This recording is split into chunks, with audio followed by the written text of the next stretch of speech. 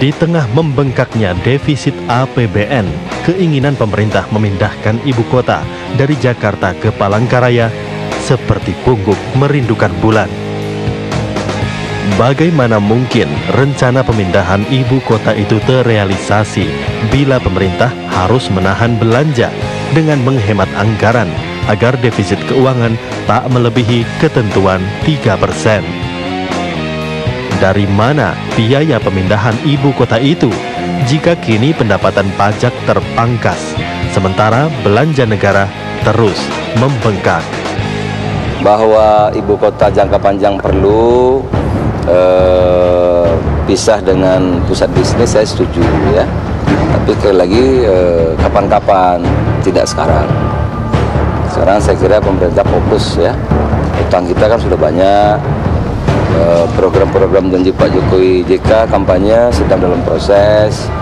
Jalan tol Sumatera belum selesai, tol Jawa belum selesai. Rencana pemindahan ibu kota kembali menghangat setelah Badan Perencanaan Pembangunan Nasional atau Bappenas merampungkan kajiannya. Kepala Bappenas Bambang Brojonegoro meyakini pemerintah serius membahas wacana ini. Selain itu, persiapan untuk menyusun konsep perpindahan pusat pemerintahan akan segera dimulai tahun depan. Tahun 2018 sudah dimulai persiapan-persiapan untuk menyusun konsep pusat administrasi pemerintahan baru itu. Itu aja. Harus duduk bersama tidak sih Pak dengan DPR? Karena kan Ya pasti. tujuan dari legislatif. Pasti harus ada produk hukumnya. Sebelumnya, Presiden Joko Widodo memerintahkan Kepala Bappenas mengkaji wacana pemindahan ibu kota ke Kalimantan Tengah sejak April lalu. Namun hingga kini Presiden Jokowi masih enggan untuk menjelaskannya. Nanti akan saya sampaikan pada waktunya. Akan saya sampaikan. Keinginan pindah ibu kota sebenarnya bukan hanya kali ini. Sejak tahun 1957, Presiden Soekarno pernah memimpikan Palangkaraya sebagai ibu kota negara. Sementara di era Presiden Soeharto, perpindahan ibu kota direncanakan bergeser tak jauh dari Jakarta, yaitu ke kawasan Jonggol, Bogor. Tapi di tahun 2013, Palangkaraya kembali menjadi opsi utama perpindahan ibu kota saat Susilo Bambang Yudhoyono menjabat presiden. Terpilihnya Palangkaraya sebagai kandidat pengganti ibu kota negara seperti membangunkan kembali mimpi dan angan masyarakat setempat. Sebagian besar warga di Palangkaraya menyambut baik meski baru sebatas wacana. Ya, kita di Kalimantan Tengah budaya Huma Betang.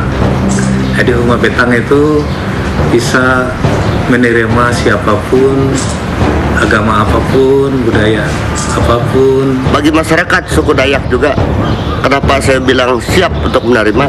Karena siap kita berpacu, bersaing dalam arti yang sehat. Kalau hanya masalahnya di Jakarta itu banjir, kemudian dipindah ke Palangkaraya, Palangkaraya bukan juga solusi, karena kadang-kadang juga di Palangkaraya hujan deras juga bisa mengakibatkan banjir ya. Menurut pengamat arsitektur kota di Palangkaraya, Wijanarka, sejak awal dibangunnya, kota ini telah disiapkan sebagai cikal bakal ibu kota negara. Dilihat dari sejarahnya, ada kemiripan bahwa master plan awal mula itu memang sudah disiapkan sebagai rancangan sebuah ibu kota, di mana ada bundaran besar yang bersilang 8, sehingga bila ibu kota dirancang diletakkan di Palangkaraya, maka pembangunan akan merata ke seluruh 8 penjuru mata angin. Dengan demikian maka pembangunan akan merata ke seluruh wilayah NKRI. Pengamat perkotaan Yayat Supriyatna menilai harusnya pemerintah mengakhiri wacana ini dan fokus untuk merealisasikannya. Menetapkan ibu kota baru nanti juga dengan undang-undang ibu kota baru. Ketika sudah ditetapkan, buat undang-undangnya, jangan ujuk-ujuk pindah. Emang resmi pindah? Ya nggak bisa dong. Ya, iya enggak dong, undang-undangnya dulu ditetapkan, kajian itu kan harus baru rencana. Karena ditanya, emang udah pasti pindah? Jadi kalau memang kajian-kajian udah selesai, nanti biar kajian ini dibuat menjadi peraturan produk untuk undang-undang ibu kota baru.